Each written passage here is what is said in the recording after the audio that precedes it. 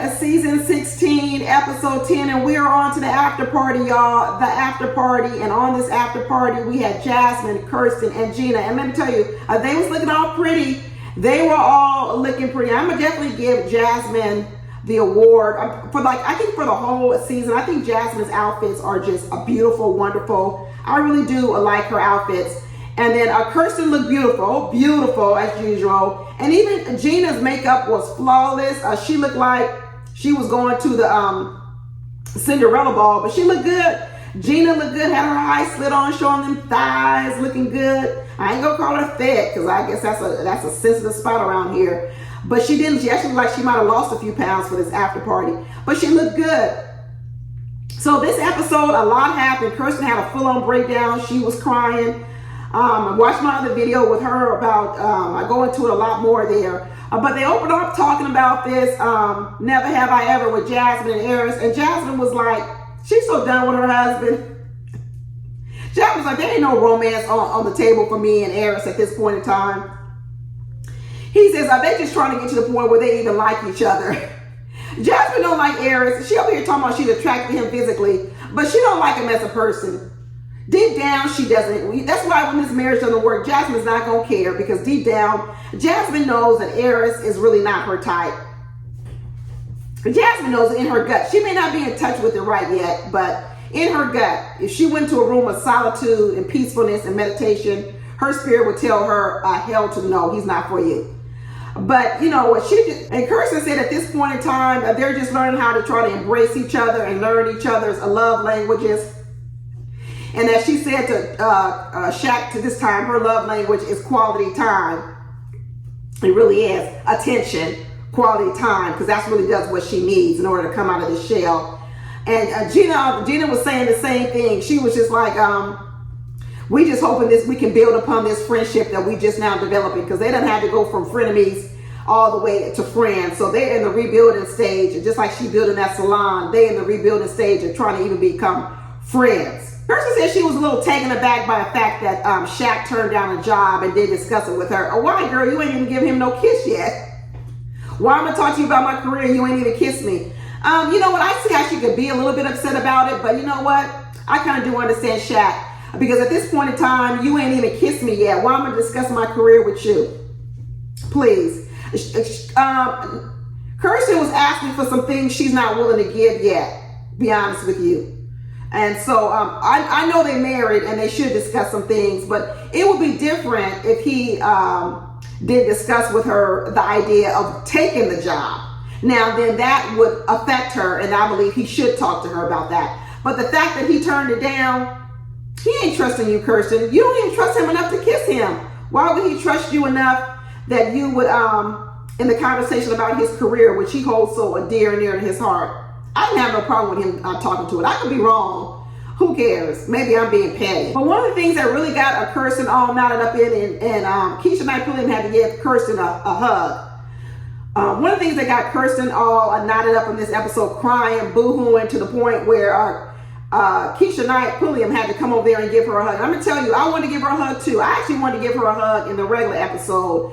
Watch my video that I go into a lot deeper. But Kirsten, I tell you, she's got some scars on her, and I don't mean a physical on the outside. Her scars are deep on the inside, deep wounds, deep wounds. And I've been talking about this now for several weeks, about this veneer that she has is to cover up the deep scars that she has, and the sort of emptiness and pain she has on the inside. And let me tell you, it's starting to come all out, because this is pressure. This show, Kirsten's probably never been under this much pressure to open up than she has been on this show. And now the pressure is getting to her, because opening up and talking about herself and dealing with her internal pains is not nothing she's ever had to do her entire life. She's still over here telling stories about how she's a daddy girl. Her daddy's the most wonderful man in the world in her life, her mom, or her family life. And I'm telling you, it's nothing like that. It's all a facade. It's all a facade. I don't know what it is. I don't know what's going on, what went on or whatever, but it's all not the truth. Okay? And all this covering up and veneer stuff that she has to do in order to cover up. The burden is heavy. The burden is heavy, and she darn near had basically a breakdown on this after party. She was crying and boo-hooing. And Keisha Knight Pulliam had to come and give her a hug because she was an emotional wreck. And I know why. And like I said, I know why, and that's why I know also why I probably would have given her a hug in the same situation. I probably would have given Kirsten a hug two episodes, 3 episodes ago. Because I done peeped her trauma out a long time ago. Like I said, she's running around here with scars on the inside, and her husband, Shaq, has all his scars on the outside from his actual physical accident. They're both deeply scarred people. Watch my video, y'all. I can't be going into it again here. So definitely watch my video. But in this video, they also went into this never have I ever game with Jasmine. And Jasmine was like, I need my husband to pull back on all the sex things. He can't, Jasmine, because that's all he can talk about. Inanimate objects, things he doesn't connect to, you know, all this voyeurism, all this, you know, orgies, threesomes, you know, anything that has to do with sex but no emotional connection, that's right up his alley. That's all he wants to talk about. He doesn't want to talk about any deep emotional connection, Jasmine. You're never going to get that out of him. And then he's going to turn around and try to blame Jasmine as if she's the one with the problem. She's the one with a boring life. But his stuff is absolutely normal. Boy, get out of here. Like I told in my video, Eris is my least liked person on this whole season of Married at First Sight 16. He actually probably, not on this whole season, I'm going to tell you, he is probably going to be up there in one of my least liked husbands in Married at First Sight history, period. Period. He's got so many problems, y'all, so many. And he's a bully. He bullies Jasmine into making her try to believe that she's the one with all the problems. She's the one that needs to be different. She's the one that needs to have a better booty. Her soup is only a 7. It's not a 10. Her caretaking of me is only a 7. She's not feeding me. I had to fend for myself. She's never had a threesome. She's never kissed a girl. She's never had an orgy. She's never had a one-night stand. She's the one with all the problems, and she's boring. I'm the wonderful one. Oh, I can't stand them, y'all. I just can't stand them. Keisha that was saying was, you know, Shaq, have you and Shaq, Kirsten, had these sex conversations? How about you, Gina and Clint? They're like, I'm not really. None of them is even kissing. Gina said the last time she kissed Clint, even a peck, was on the honeymoon. And that was probably before he told her she wasn't slender. That probably was on the plane to get to the honeymoon. It probably wasn't even the honeymoon. But they're like, no, we don't talk about this kind of stuff. But Gina did say, you know what, I'm feeling out that Clint is a little bit more freakier than I thought. Yeah, because remember, Clint said he's been with 70 women. Remember in the beginning of the season, Clint told us he's been with over 70 women. 70. He told us that story in the regular season, how he, not regular season, but on the regular episode, the sad story about how his girlfriend or a woman he was dating had a pregnancy and she lost the baby. But you know what? Clint has more of a heart than I thought he did from the very beginning. I'm starting to really like Clint. Clint's a lot of fun. Gina can learn a lot from Clint. Even if there's not going to be a love connection or marriage, Clint could teach her a little bit about having fun and enjoying life. Because Gina tries to use this whole, you know, building this salon as the reason why she doesn't know how to have any fun. Nah, Gina hasn't known how to have fun before this salon. Because let me tell you, if you're a fun person, you find time for fun no matter what's going on in your life. Gina's just using this salon as an excuse. Gina don't know how to have fun, just like she don't know how to work out, and she ain't doing them fit classes.